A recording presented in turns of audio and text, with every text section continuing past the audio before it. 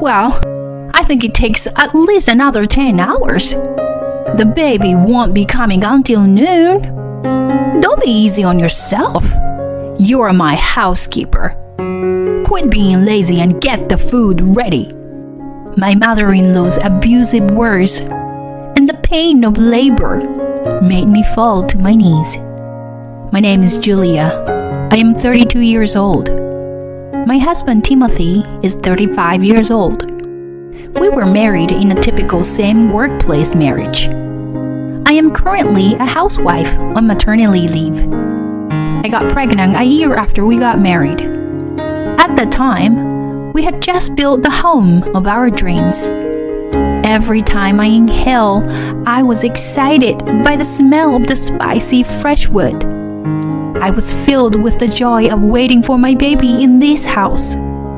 However, it was in this place that an unbelievable drama unfolded. On the day we moved into our newly completed home, my in-laws came to visit to help. They certainly helped a little, but my mother-in-law took advantage of me and demanded a duplicate key for the house. What?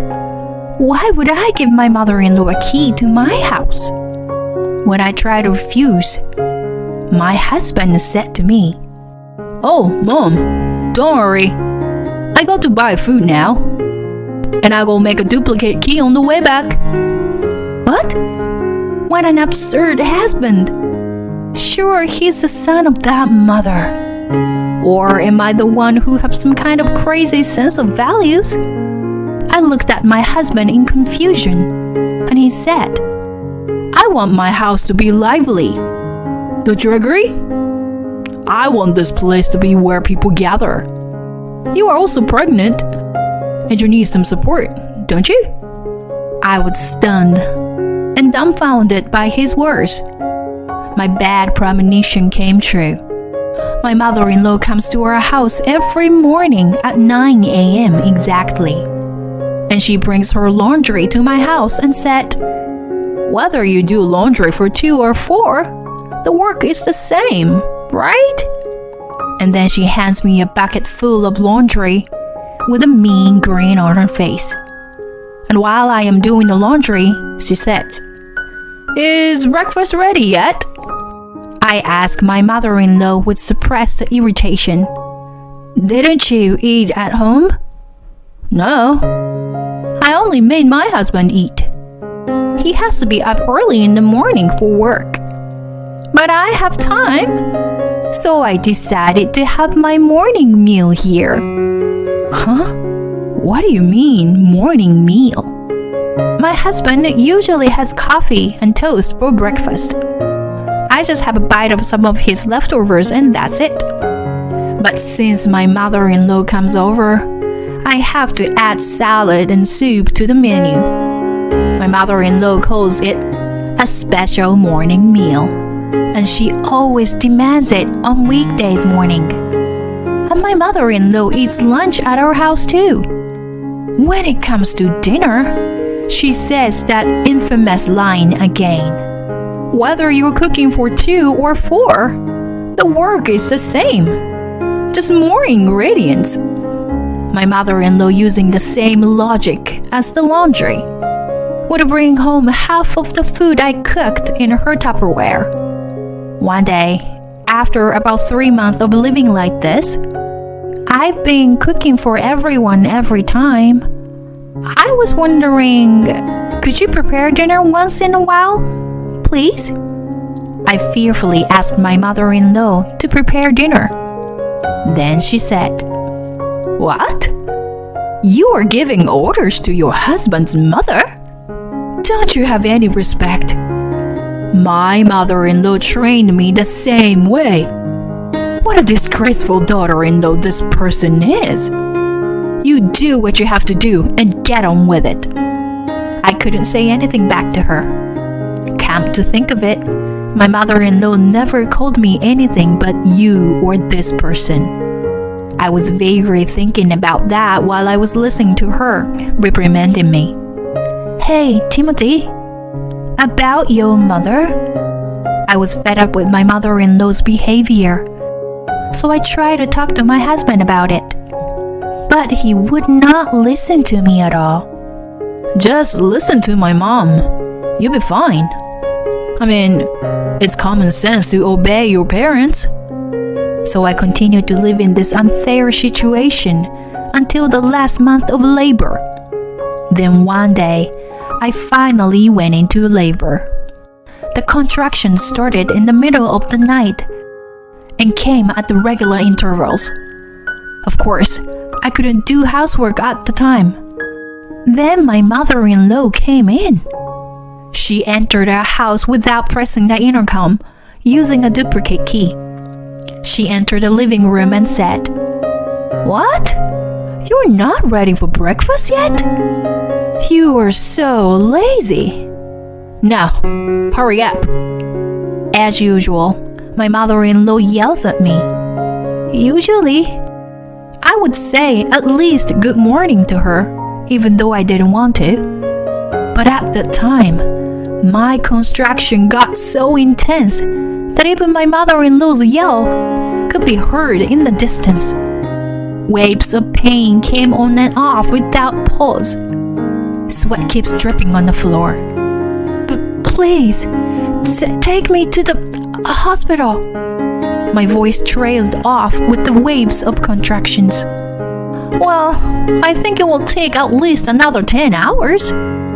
The baby won't be coming until noon. Don't be easy on yourself. You are my housekeeper. Get the breakfast ready. Now." I gasped in pain, unable to respond to my mother-in-law's angry voice. "Timothy, help me." My vision blurred, and I was losing consciousness. I clung to my husband's lap, but my husband just closed the newspaper he was reading, lightly patted on my head, and said, "If Mom said it takes more time, then I guess it does. She's been there. So, why don't you just listen to her? Anyway, how soon can breakfast be ready?" At that moment, I couldn't take it anymore. My water broke. I was rushed to the hospital by ambulance and managed to get a proper treatment. It's a healthy baby boy. When I was stunned in the hospital room after giving birth, a nurse kindly called out to me, "I told you to call the hospital if you had contractions every 5 minutes. Why didn't you call us earlier?" "Well, I actually wanted to do so." I begged my mother-in-law and my husband, but they told me that it was still fine. When I explained the situation, the nurse sighed. "Hey, are you sure you want to go home to those people and raise a child?" The nurse asked me worriedly. I knew what she meant. The nurse was right. Even after the baby is born, will I still be called you or this person and be treated like a housekeeper? Would I be able to raise this baby in that house? Such anxiety must have shown my face. You are going to be a mother now. Protecting yourself means protecting your child. Take care of yourself for the sake of your child, okay? The nurse comforted me. Protect myself for the sake of my child. The nurse smiled and patted me on the back. A mother needs to have a healthy body and mind, you know? For the sake of my child, I will be strong. I must be strong. I am determined. As I looked at my baby's tiny hands, I clasped my trembling palms. A few days later, I took the baby and went back home. There, same as always, was my mother-in-law ready to torment me. "Well, the housekeeper is back." She grinned at me as soon as I entered the house. But I had made up my mind to do something completely different. I slammed my hospital bag on the floor with a sound. I took a deep breath and said in a loud voice that echoed throughout the living room, I am not your housekeeper. I guess she had no idea of my yell. My mother-in-law's shoulders shook, and her face scrunched up. My husband also put down the newspaper he was reading, gulped, and stared at me. You make me sick. Both you and your stupid son. You decided to give me another 10 hours of that labor pain. And I ended up in an ambulance? I pity you, that you don't have a shred of common sense or humanity. I was surprised to hear my voice come out like that. Silence ruled the living room. I would not be silenced anymore. I would not be dictated to. I will protect my child, and I will protect myself as a mother. With these words, my revenge began. The next day, my husband took off to work. He hadn't spoken to me since yesterday. Did he think it was wrong to treat me like his mother does? Or was he surprised that I was suddenly snapped? I didn't know what my husband's true intention was, but he ate a piece of toast as usual and left. After he left for work, I had an hour before my mother-in-law came. In the meantime, I called the locksmith. I called them to change the lock of the front door, of course. So my mother-in-law wouldn't enter with the old key. At 9 a.m., as expected, I heard a rattling sound try to open the front door. The doorbell also rang repeatedly. I can hear she keeps banging the door roughly too. Hey, Hugh! Why the door wouldn't open? I heard my mother-in-law yelling. This is enough. Quit jogging around. Hey, you hear me? Without hesitation, I called 911. Yes, trespassing.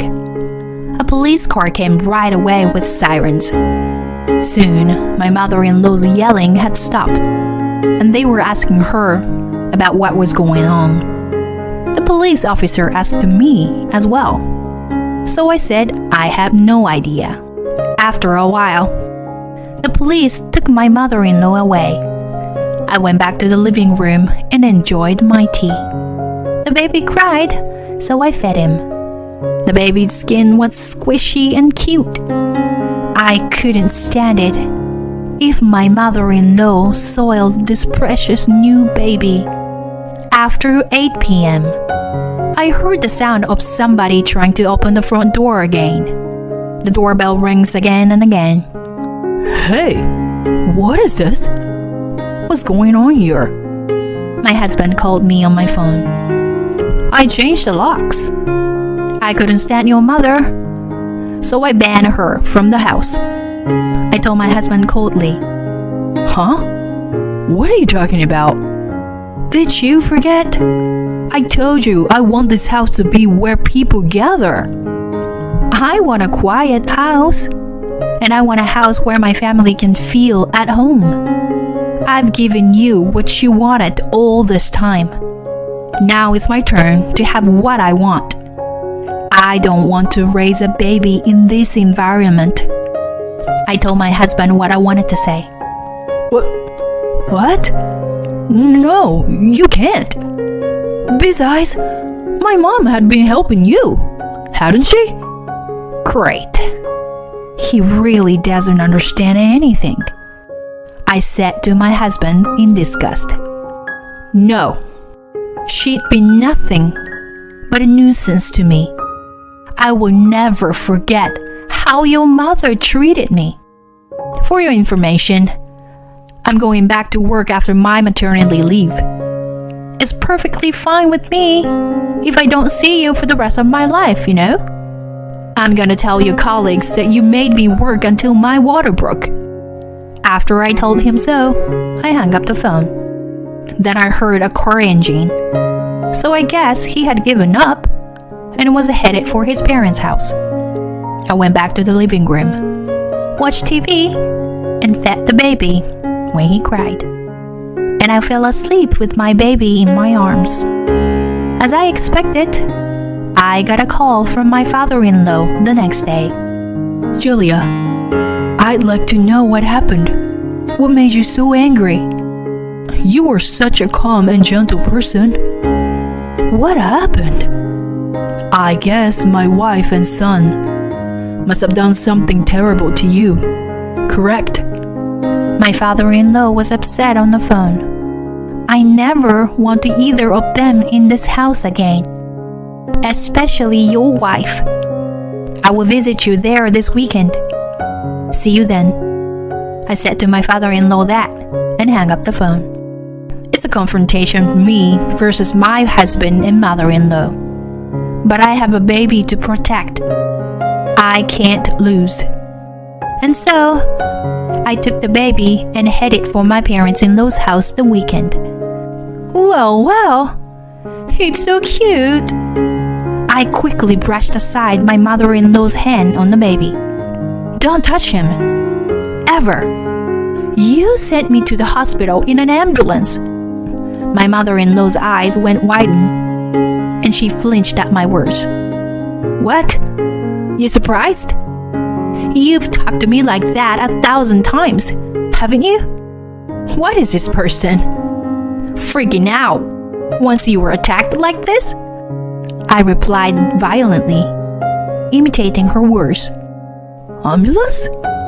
My father-in-law was stunned, as if he had never heard of it before. See? I knew they hadn't told him about the ambulance. Your wife almost killed me. The contractions were so bad, so I asked for help. But they ignored me. She even called me a housekeeper and ordered me to make breakfast.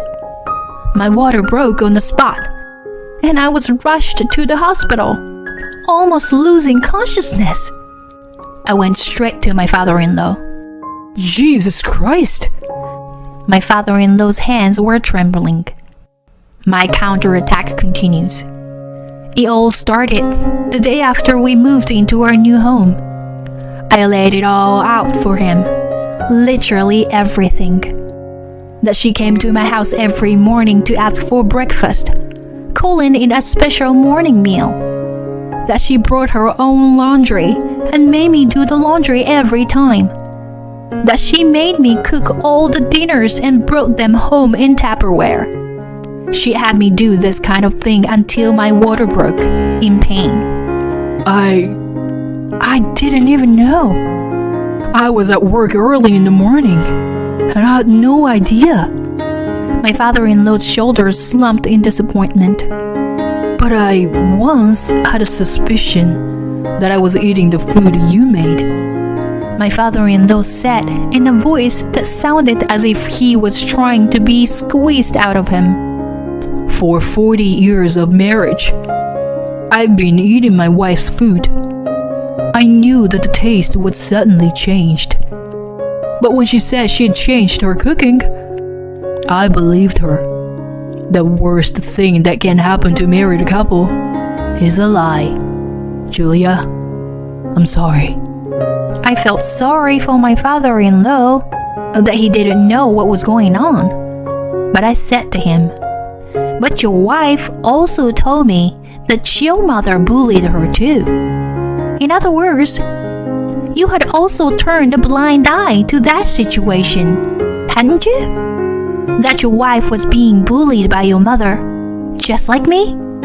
I accused my father-in-law. My father-in-law must have been astonished by what I said. He shook his head weakly after a moment's pause.